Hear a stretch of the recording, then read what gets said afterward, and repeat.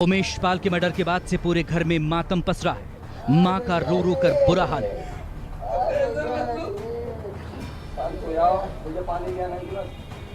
बेसुध मां सीएम योगी से मिलने की मांग कर रही है।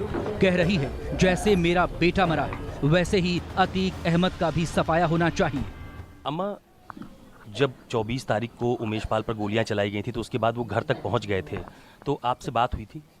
बेटा, जब गोली लगी भैया भागे हैं, हम खड़े भये, भैया आए अंदर वो वाले घर पे, बस गेट के अंदर आए, ऐसे लपटे, इतने चिल्लाने का नम्मा मार डाल, उसके बाद भैया गिर गए। आतिक जो है बेटा का, हमने जब गवाही दे रहा था राजू पाल हत्याकांड में, तो शुरू से मना किया कि मान जाओ, गवाही ना दो। फिर बाद में भैया को धमकियाँ देता रहा, लेकिन भैया ने ये कहा मैं शेर की तरह लड़ रहा हूँ, शेर की तरह लड़ूंगा। हत्या के बाद से उमेश पाल के घर का पूरा परिसर और गली को छावनी में तब्दील कर दिया गया है। बताया जा रहा है कि हत्यारों ने इस जगह को इसीलिए चुना था क्योंकि उमेश पाल के घर से रोड पर आने और जाने के लिए एकमात्र यही पतली गली है।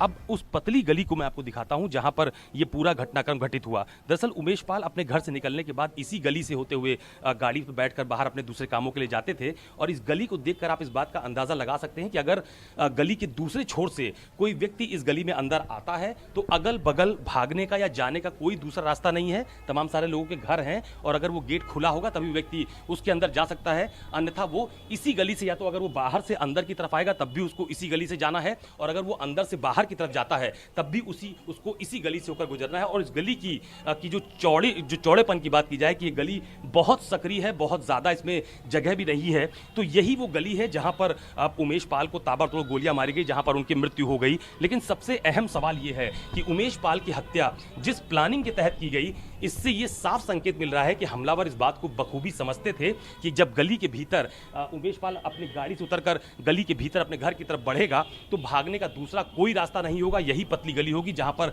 घटना को आसानी से अंजाम दिया जा सकता है। और यही वजह है कि हमलावरों ने ठीक इसी जगह को चिन्हित किया जहां पर उमेश पाल को घेर कर उनकी हत्या कर दी गई।